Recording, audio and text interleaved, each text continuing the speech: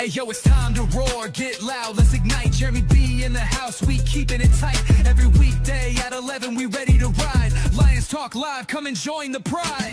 Waking up early, it's that morning grind. Tune in to the show, leave the troubles behind. Jeremy B's the king, with the voice like thunder. Every word he spits, it's a lyrical wonder. Got the lions around, sharp and fierce. When we hear one pride, you can't help but feel your heart pierce. Talking all the topics, keep it real, keep it raw. With a lion's mentality, we're ready for the roar. One pride, it feels right. Jeremy B bringing the heat, morning light. Every weekday at 11 we taking flight. Lions Talk Alive, yeah, we ready to bite. One pride, hear us loud. Jeremy's in the zone, making us proud. This is a Huddle Sports Network broadcast. You can find us on Roku TV, Amazon Fire TV, Facebook, and of course YouTube. Get all your NFL news here first. All right, that's right. We are back at Lions Talk with Smoke and Jeremy B. It's good to see everybody. We had to have a little hiatus yesterday due to some StreamYard issues, but we're back. I'm an hour late because, well, I was up till 3 a.m. trying to help figure something out different. It was that bad. But it's back. We're here. I'm live. Happy Victory Tuesday, my brother. Yes. It was a gritty win. It was an ugly win. It was an ugly season. But it had to do with that resilience and being the hunters instead of the hunted. Yes, we did, Bill T. I think they needed to. Something was off from the year before to this year. They couldn't figure it out, and I don't blame them. But Dan Campbell did a presser this morning. Let's get into it. I want to dive into it because I want you to hear his words exactly. Dan Campbell announced after the 2025 season that changes were inevitable for the Lions, emphasizing a need to return to their hunter mentality, improve the running game, and overall staff and performance. The core philosophy of grit and resilience remains the same, but the implementation and the specifics of the roster and coaching staff are subject to change. Philosophy changes the mindset shift. The team plans to revert to being the hunters rather than the hunted, focusing on the underdog mentality that brought initial success and avoiding complacency after winning seasons. Running game priority. Stress that fixing the running game is everything after a significant decline in rushing yards in the 2025 season. The roster competition. There is an intent to add more competition across the roster, particularly at cornerback, safety, and offensive line to ensure players don't feel secure in their position. Steve Bauer, RBF Fred, Bill T. I'm going to get to that in a second. I'm going to talk about all the coaching changes, and I'm going to say my top 3 that are available for offensive coordinator here in a second. Campbell indicated that changes were coming to the coaching staff, including the first order of business, get this staff right. He had previously taken over play calling duties in the 2025 season. Training and preparation. The team will emphasize getting back. Yes, I'm back, Mike Edwards. Get back to a little bit of what we did at the ground level in their training and competition, training and conditioning to prevent injuries and sharpen the sword. Yeah, hour late because, like I said, I was up till 3 a.m. racking my brain on how to fix this, and lo and behold, I wake up to it being fixed, and I woke up late. I slept through 2 alarms, not just one. I set one for 10:30, I set one for 11, but I'm here. So let's give the season in a nutshell here. Offensively, were we awful? Let's see. We were 4th in points scored, 3rd in passing yards with 4,567. Passing touchdowns, 35. One of those belonging to one David Montgomery, so 34 to Jared Goff. 2,041 rushing yards. We had 2,200 last year when you added in the splash plays from everybody else. I will be talking about that right shortly. And 21 rushing touchdowns, which was good for 7. Passing touchdowns was 3rd, and rushing touchdowns was 7th. Defensively, it actually doesn't look. We were 4th in sacks this season, so we increased exponentially the amount of sacks we had. El Kadeen, or as Valenti calls him, Bob Muhammad, had 11. Hutch had 14 and a half.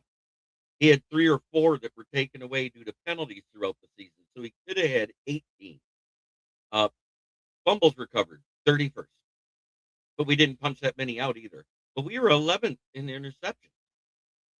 And our turnover differential, well, it was +4. It wasn't awful. Over the weekend, we did get more news. According to the Detroit Times and Dave Barquette, Sam Laporta's season-ending injury was a herniated disc, and he is expected to be back by training camp. So bring back Zylstra. I don't know about Brock Wright because I don't know the extent of his trachea injury yet. I know he was back practicing, and then they didn't use him. So something's there. They were worried about some type of re-injury with it.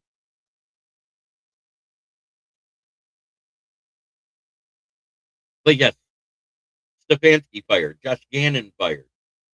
Cliff Kingsbury fired as an OC. Raheem Morris was fired. Great DC, awful head coach.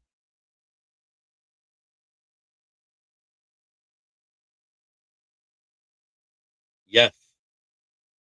Aaron Glenn coached the team for the first time in the NFL history, had 0 interceptions. They had forced fumbles, but 0 interceptions.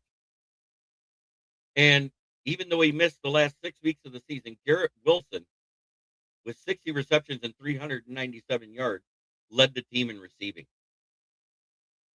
Richard Head, good to see you, brother. This game, Sunday, our top guys, I'm going to start on the O-line. There was 2 of them that were great. That was Tate Ratledge and Taylor Decker. Everybody else was a revolving door. But yet at the same time, after them, you got to give it up to one Mr. Jared Goff, then Jameer Gibbs, then Monty, because the running game got going again. And Amon-Ra St. Brown, of course. J-Mo got involved in the offense. The Slava's got to catch in there. We need to utilize him more, and perhaps they will next season. Leaf was returning punts like a madman, making it look like he still wants to be here. Amik Robertson said he would love to come back, but he's not one of the signings we had. Our signings so far: Michael Neese, Jacob Sailors, Nick Whiteside.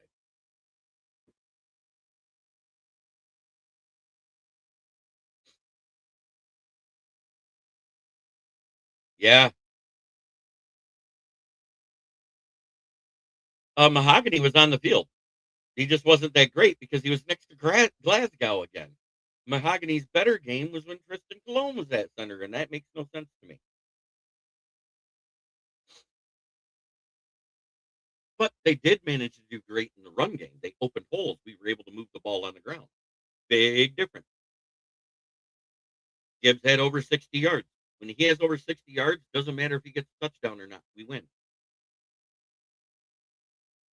No, Yas Grassen will be a free agent.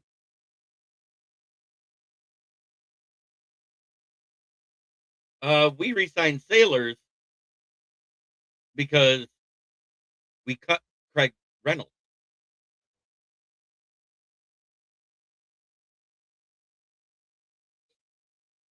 I guess Redskin players are complaining that they fired Cliff Kingsbury because it really wasn't all his fault. They had a ton of offensive line injuries too, which led to a lot of bad play. This was the second most injuries. Second most sacks that Goff has taken in his career. The only year he had more was 2019, the year after the Super Bowl with the Rams.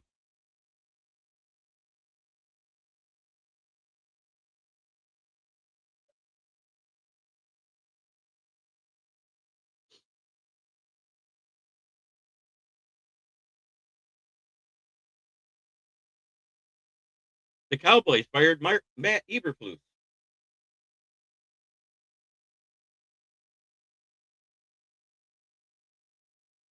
Yes, I am. This is not a political show. I do not want to get into it.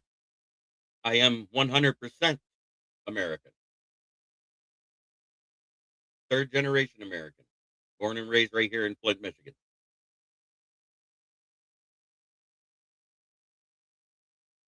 Maddox, yes. Yassin, yes. Al Qadim Muhammad, yes. Roy Lopez, yes.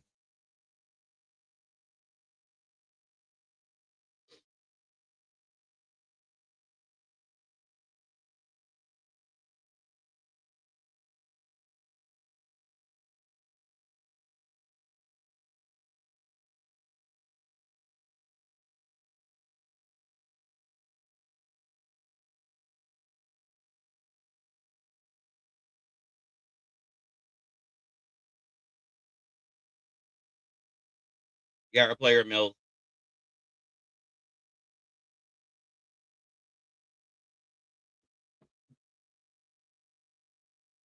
I haven't heard anything more about potential OCs, just that they're looking to fix the coaching staff. Um, John Morton has expressed an interest to stay here, even if he's not OC.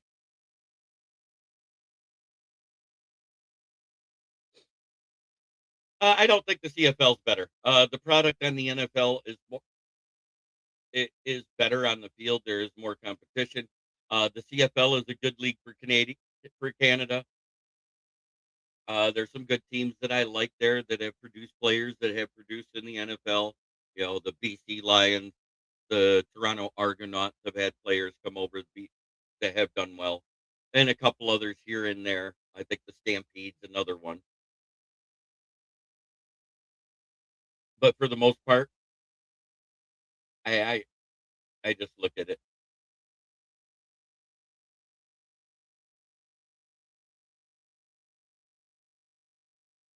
I- Well, by spot track for his position and what he produced, it's a $8.5 million a year salary for him. I'd be happier if they would around six. That's just me.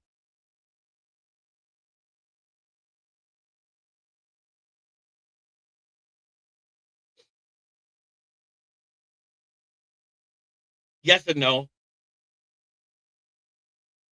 No, I did not say Monty's getting the boot. Somebody else said that because we re-signed Sailors. We already re-signed Monty to 3 years.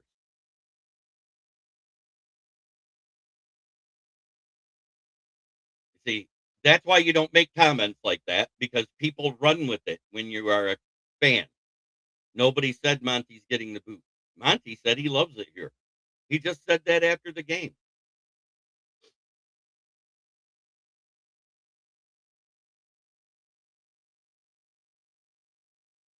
So that being said, here we are.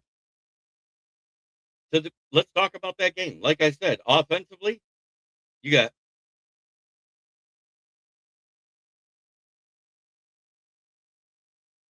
Monty's got 2 years left on his contract. Yeah, there is because everybody thought because we re-signed Sailors. Sailors is a special teams guy. As a matter of fact, he had the second highest he had the highest kick return average this year. That's why we re-signed him. I think this spells that Leaf is out, even though Leaf just broke our return record as a returner for punt, broke Stephon Logan's record for yardage. But I don't think Leaf comes back because he's a free agent, and I don't know if we can afford to because if we bring him back, you're taking more targets away from JMO and Tesla.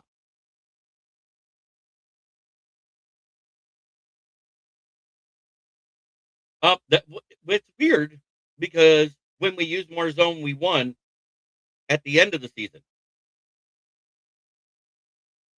We were 6-2 when they decided to not let Morton coach anymore. 6-2.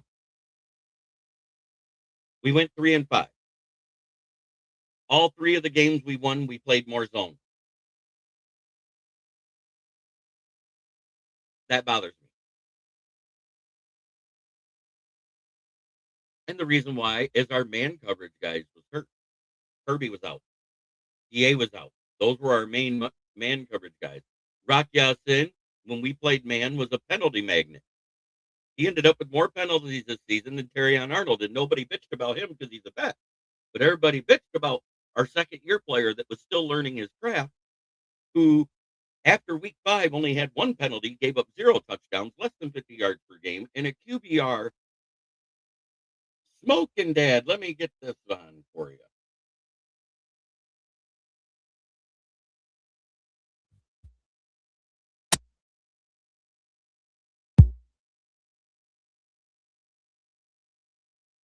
This is for all you long timers out there.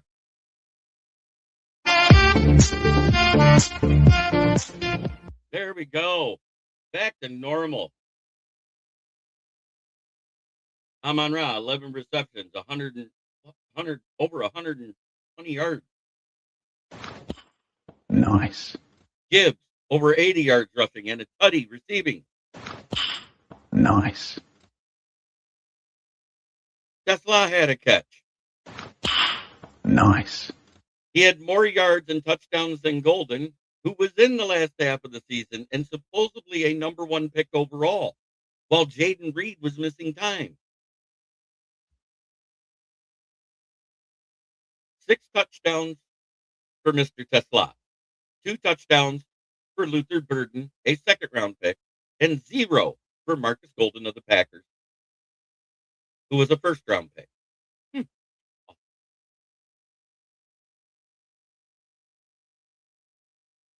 And missed me with they didn't use.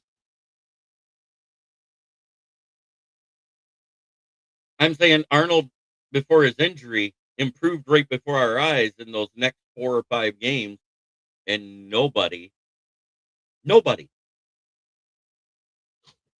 said anything. So here are your coaches that are free agents now. Brian Callahan, or Bill Callahan, Brian Dable, Raheem Morris, Josh Gannon, Kevin Stefanski, and Pete Carroll. Now, offensive coordinators, both DC coordinators were fired from Washington and Dallas, as they should have been. The whole coaching staff is gone. It would have to be the right move.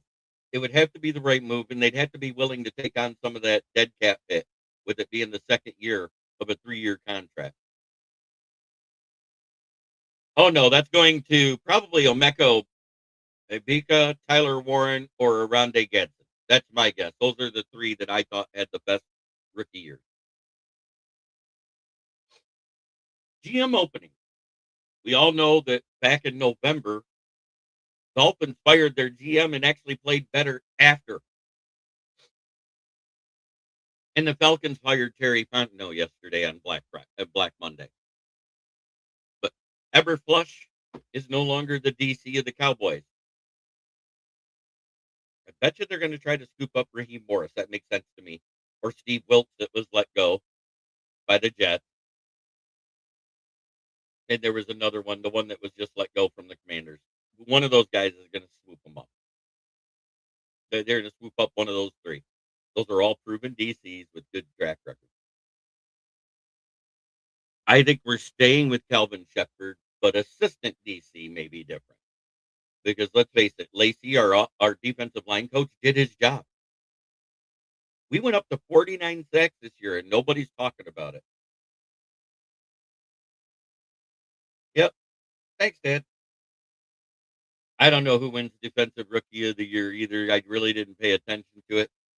But Talik Williams had a decent season at the second half, playing only 34% of the snaps until Sunday.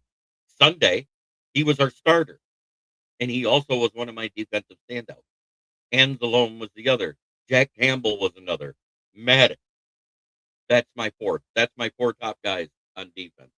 For some reason, nobody's rating the PFF grades for Week 18 for the Lions. And it's probably because they're mad we weren't in the playoffs. All the places I usually get it are gone. and it bugs me. Otherwise, I'd already have that up for you. So those are my players of the game. On offense, Decker, Ratledge, Goff. I'm on Ross St. Brown, Gibbs. That's pretty much it. Monty. Glasgow, he was doing fine until he tripped up our own quarterback, made him fall into a guy, and ended up being a sack. That was awful.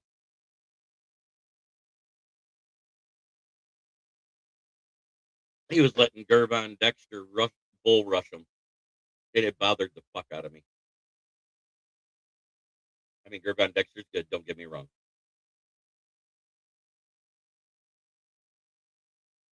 But look at that. I mean, think about this. Those are our stats for this year.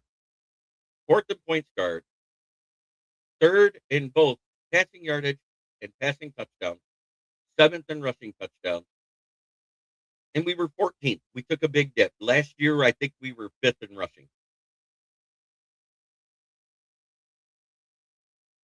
I think Goff is second in completion percentage, but Goff is a problem. Faced a 34% pressure rate, just like one Lamar Jackson, who's 8-9 and out of the playoffs too. They're on the couch with us. And because they lost, we went from 15th to 16th. Or 17th, excuse me. We lost 2 draft positions.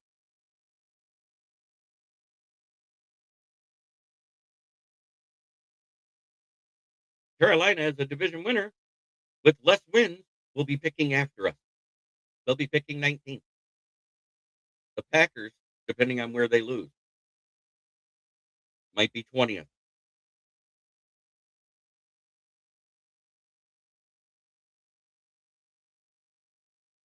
Because the Vikings are 18th. We're 17th. Ravens are 15th, where we were until we won. 2 draft spots. You could probably get the same damn guy in that spot as you would have at 15. You're not talking about going to 11th. We wouldn't have went to 11th because we beat the Ravens. We'd have been at 15. We wouldn't have moved up or down. We'd have stayed right where we were. It's 2 draft spots. This win meant more to Dan Campbell. And he coached like it until the fourth quarter. The second half, I don't know what happened there. Some of the stupidest trick plays we tried. That 3rd and 1 with Monty, or 4th and 1, or whatever it was, when Monty flea flicked it back to Jared Goff when the pressure started. And I think that's because we had a guy on the right tackle side that shouldn't have been starting, with Panay Sewell being out with his ankle injury. So it is what it is.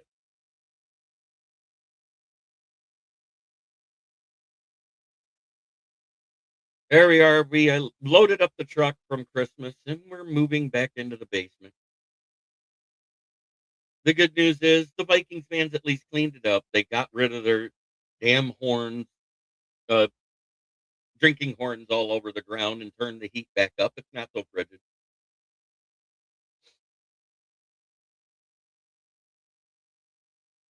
Thank you. You could tell he wanted it.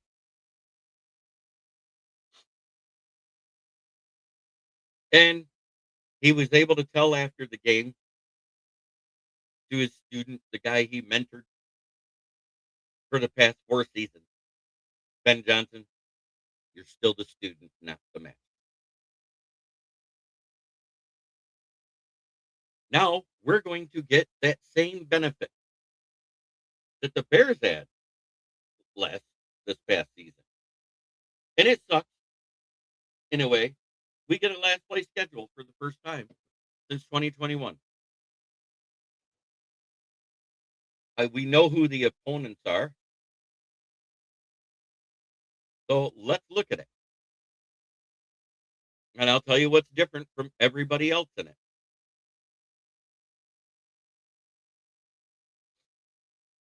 Because it needs to be discussed. Right here. We have the same 3 opponents every year. And then we have the 2 divisions we play, which is the AFC East, and the NFC South. So we're all going to play the Bucks, the Saints, the Commanders, the Bills, the Patriots, the Jets, the Panthers, the Giants. No, not the Giants. Excuse me. And the Dolphins. We're going to play all those guys. That's what we do.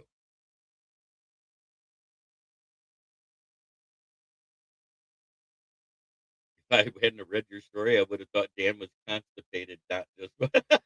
That's funny.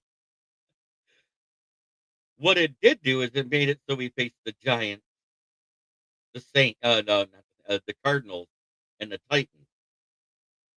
Three of the worst teams picking in the top 5 of the draft this year. And everybody says that 3 don't mean anything. I said, yes, it does. That's why the Bears were able to win more than expected.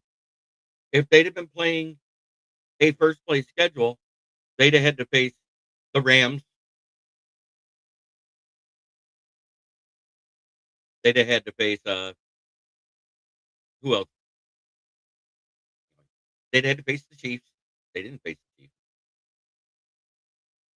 Chiefs.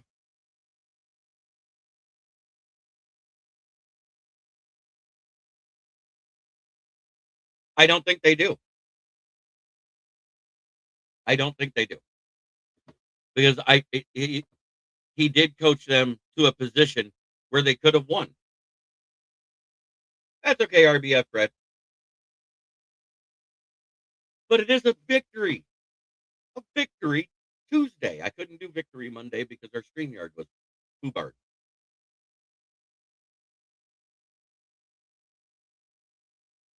I woke up late, went to make the show, and it said, wow, you don't have a show to do. You can't go live. You can't do this. You can't do that.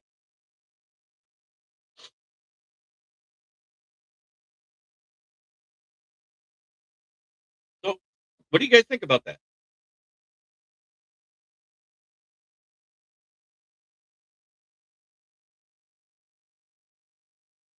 If they get the offensive line, the offensive coordinator, and all that right. Harbaugh still has a job. He has done far too much for that franchise in 20 years. They are competitive every year. But they haven't made it back to the Super Bowl since they got rid of Joe Flacco. And I said that was a big mistake on their part to put all that trust in a rookie. When was the last time the Ravens missed the playoffs? I believe it was either 2021 or 2020.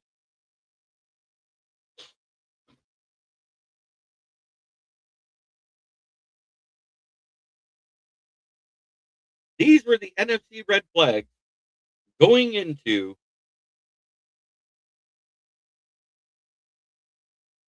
right. Tyler Luke, a rookie kicker, missed a field goal to end the game. These were the red flags going into week 18. And I said they were 28 giveaways by the Seahawks. They got that. They didn't give the football away for 2 weeks. I don't think that's a possibility either. I think they're going to retool that O line. They had guard issues. They had tackle issues with injuries on both sides at different times throughout the season. And I think that was the biggest problem. That and the change in offensive coordinator. Points allowed. 357.3. That was the Lions and Bears.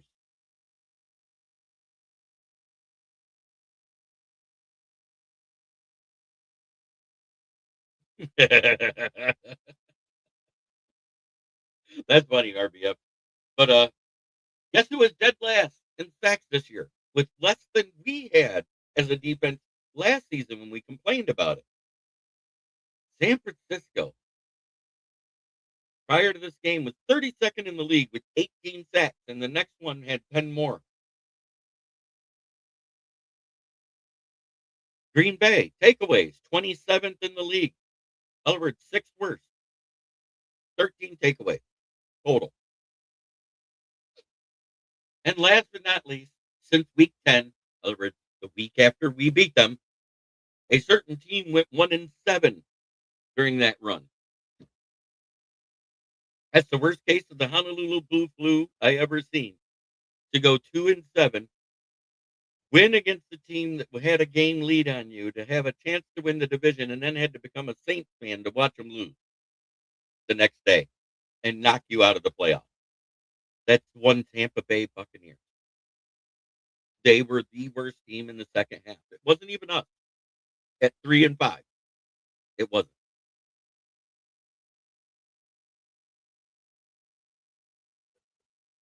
Was it an epic collapse? Yes.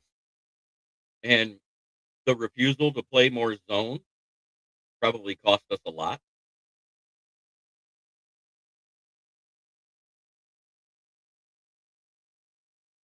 But at the same time,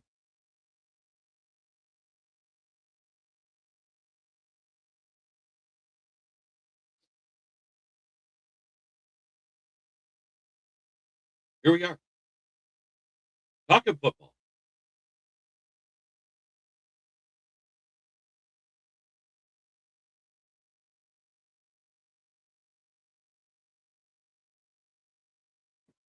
On a Tuesday. We all know what I like to do at the end of the show, but it isn't the end of the show yet. So you know what I want to do? Let's have some fun. You guys ready to do one?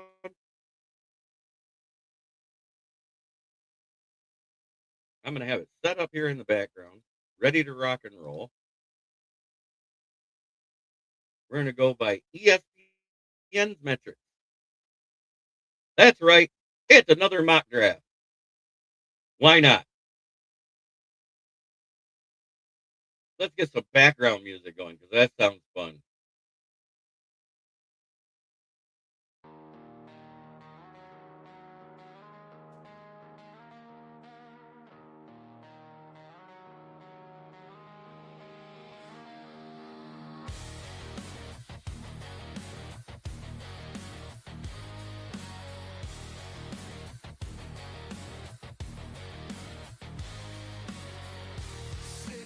The comments off the stage so you guys can see the whole screen.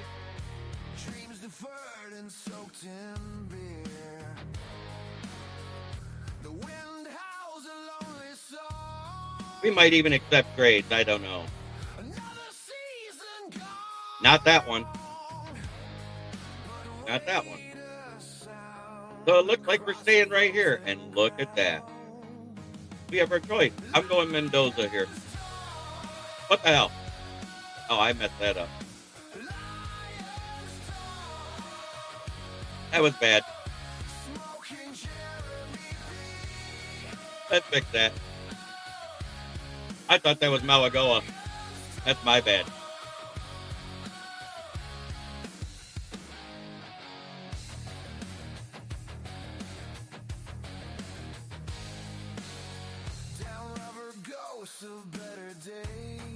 I am not drafting a quarterback in the first round. Sorry.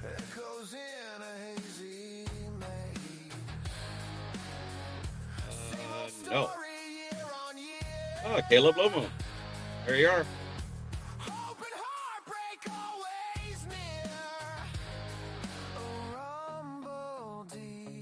Nope. God, it would be great. Do I give up the late fourth round pick to get a third round pick? I think I do.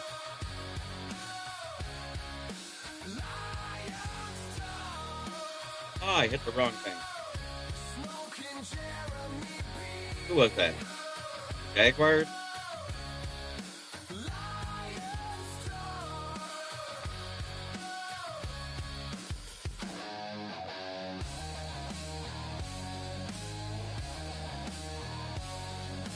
Trade has been rejected. Okay, fine.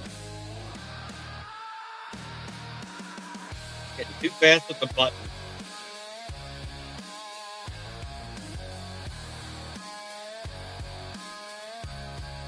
So here we are. He's still here. I want him.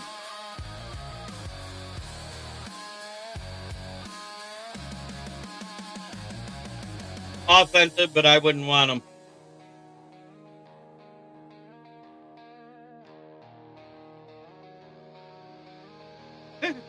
Hey, look at that. And we move up into the 6th round again. I wonder who they're taking. I think I'm going to accept it.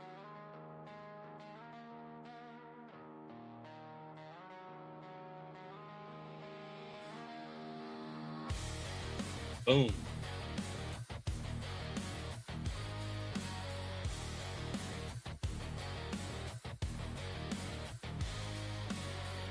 City sleeps another year. So Tyreek Sapp is gone. Monty Jackson's gone. There we go. I like this kid out of Cincinnati. Dante Corleone, as you know, Corleone, that's a name from a movie. And his teammates call him the Godfather because he's 6'1" and 330 pounds. And it's muscle, not fat. He moves very well.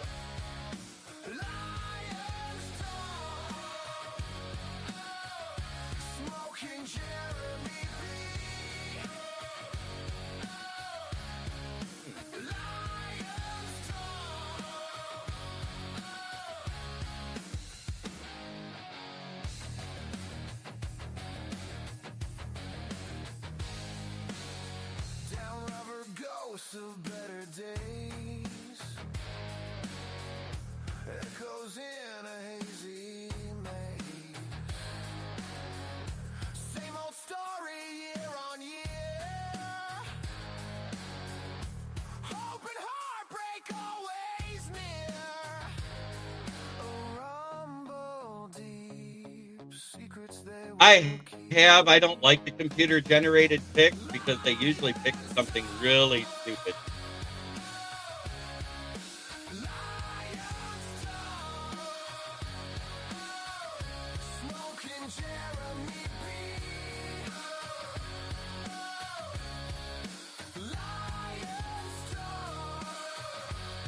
I think we're going to have to double down in safety, boys. We're going to be out for a while here. I like him late. Go OG here.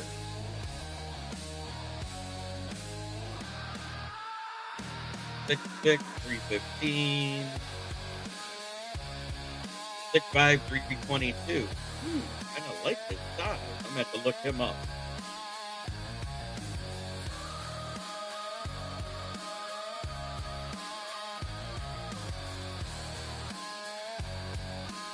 So there we go.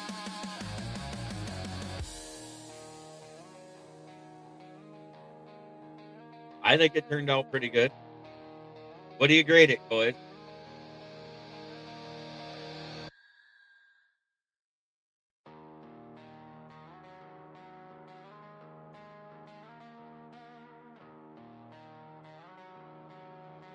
I will make it so we can see it on the big screen.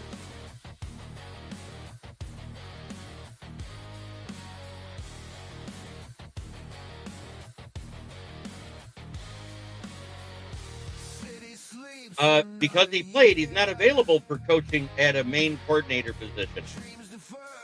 I don't think we need a cornerback coach. So, out of the list of people I named, Bill Callahan was a good OC, bad head coach. Josh Gannon was a good OC in college before he was made the head coach of Arizona.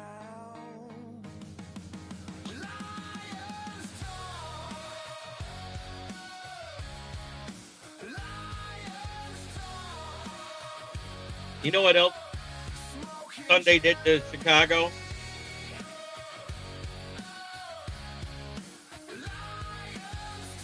We made this man 0-4. 0-4 versus the Lions.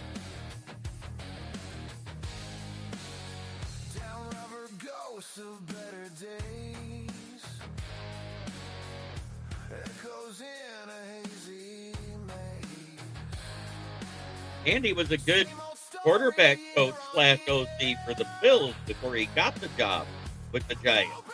Remember, Josh Allen, his first couple of years, was not a very good quarterback. Very talented, but his decision-making was bad. I knew you'd love that one, Michael Denton Edwards.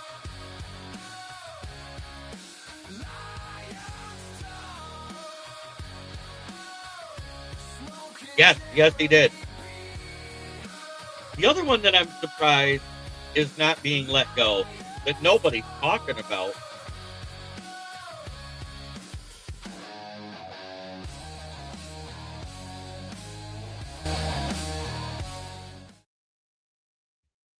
Shane Steichen for the Colts. He, like Todd Bowles, fell apart in that second half. And it wasn't right away that Danny Dimes got hurt. They could have had 3 more wins and they went away from Jonathan Taylor. Is he a good coach? I don't know. Great OC. Coach remains to be seen.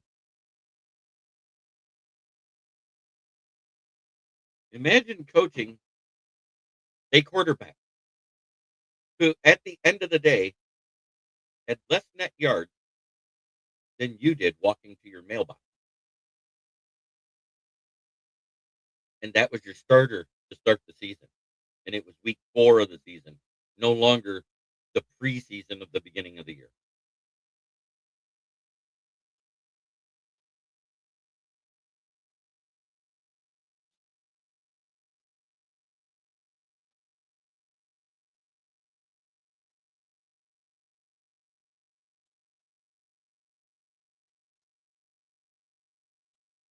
Yeah,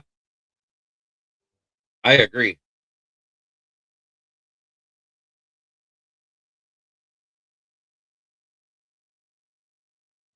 Yeah, he had Steichens there. He had a good DC that left.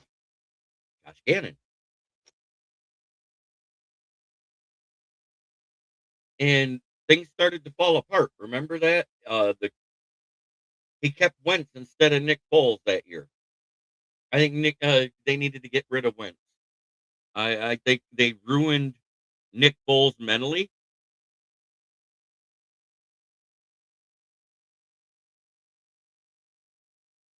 And that's why he never looked the same as he did during that run after Carson Wentz got hurt in week 11 or 12, I think, that season when he rattled off all those wins to get them and then beat Tom Brady and the Patriots in the Super Bowl, sending Tom Brady away to another conference.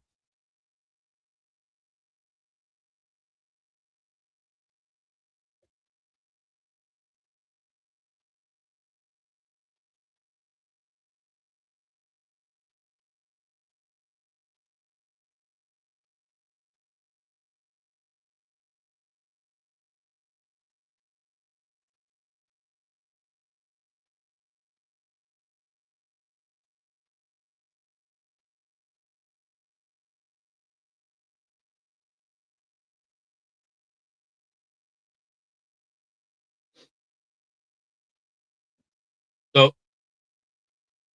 yes, he was. He was a Super Bowl MVP.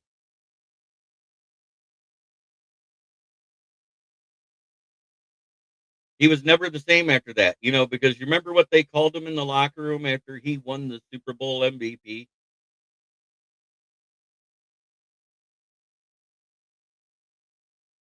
Big Dick Nick.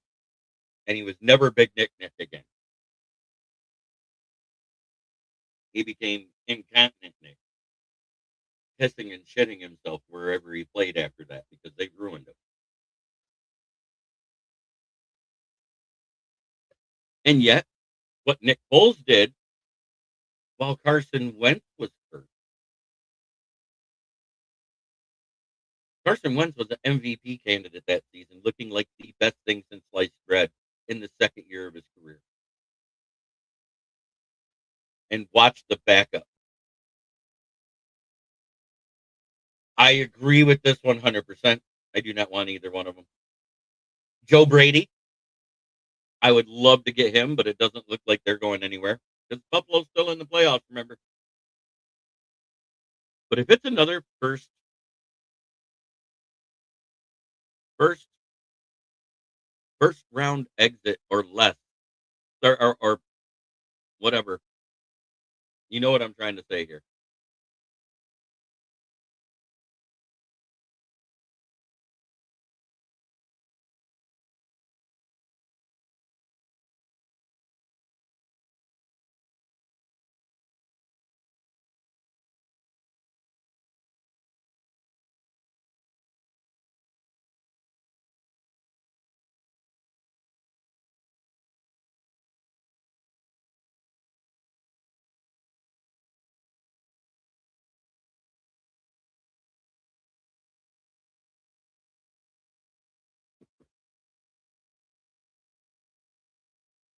they have a first round exit or a divisional round exit and don't make the AFC championships again, the Bills may be moving on because it may be time.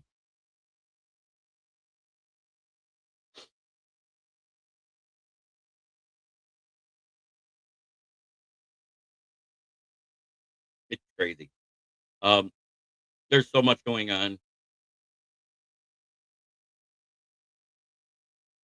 in the NFL, and there's going to be more. There will be more players.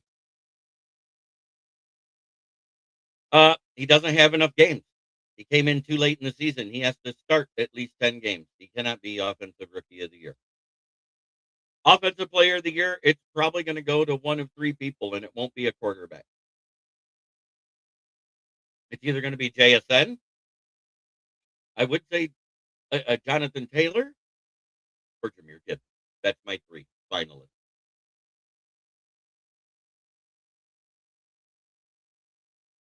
Amon Ra quietly had 1,400 yards this season, and everybody complained about his 13, 14 drops he had. When it comes to targets, my God. So let's see. Goff ended up with 393 completions on 578 attempts. There were 4,564 yards passing and 34 tutties. That means that 3-yard touchdown pass from David Montgomery was the only yards not accrued by Jared Goff in the passing game. Kyle Allen was 0 for 2. He spiked the ball because he came in when it was garbage time in a couple of games. Jameer Gibbs, 243 yards, 243 attempts, 1,223 yards, 5 yards per carry, a long of 78, and 13 tutties, and 1 fumble loss. David Montgomery, 158 carries, 716 yards, 4.5 yards per carry, which is up from last year, despite having a yards before contact reduced from 3.5 to negative 2.2. A long of 72, which he did versus the Ravens. I remember it clearly. And 8 tutties. There's 21. No one else scored a touchdown on the ground. Jared Goff had 19 rushing attempts for 45 yards, 2.4 yards per carry. No touchdowns. And 2 fumbles lost. Yeah, it's Myles Garrett. Broke the sack record. We know that's not close. MVP, I think it's going to go to Drake May. Despite Stafford having 36 touchdowns, that 2 and 4 down the stretch hurt them bad because 3 of them were due to Matt Stafford pick sixes that cost them games.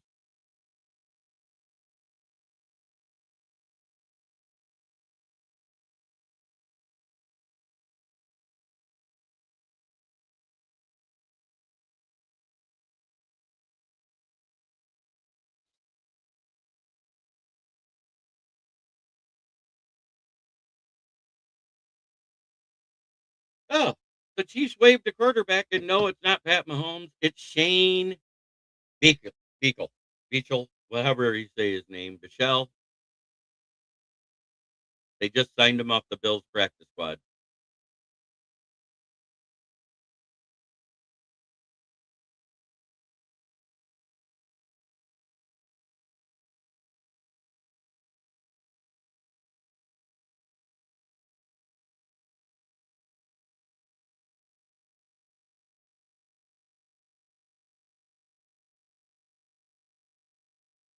Kadesol, hands down. He allowed 2 sacks all season with bad rookie play to begin with the first few weeks in Ratledge because he was up and down for the first few weeks. Let's not sugarcoat it. A center that was a revolving door all season.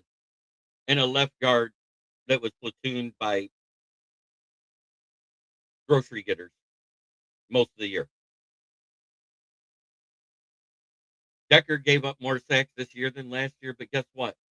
That's what happens when you have bad guard play. Last year, he had Glasgow next to him, who was awful. Mahogany was good the 3 weeks he was in. Decker didn't give up a sack, and everybody forgets that.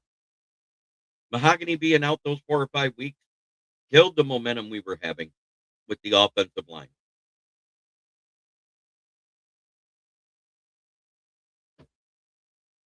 No, it 100% is Justin Fields.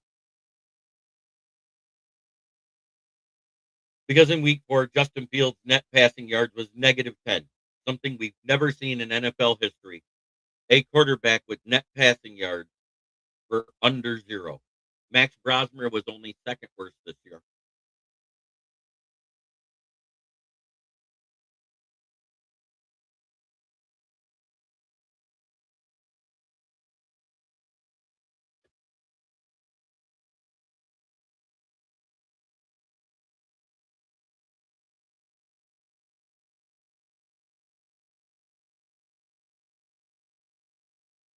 So tomorrow night, NFL Roundtable Talks.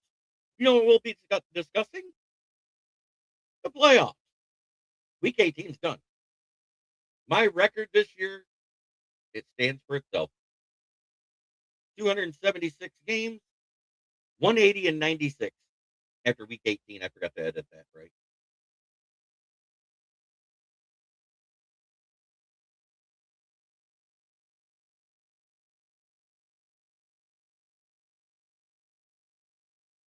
I went 12-4 last week.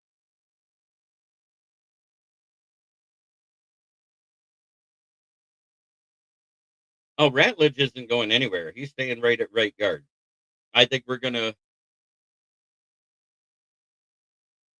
get a center, whether it's free agency, and the only one in free agency we want is Tyler Linderbaum.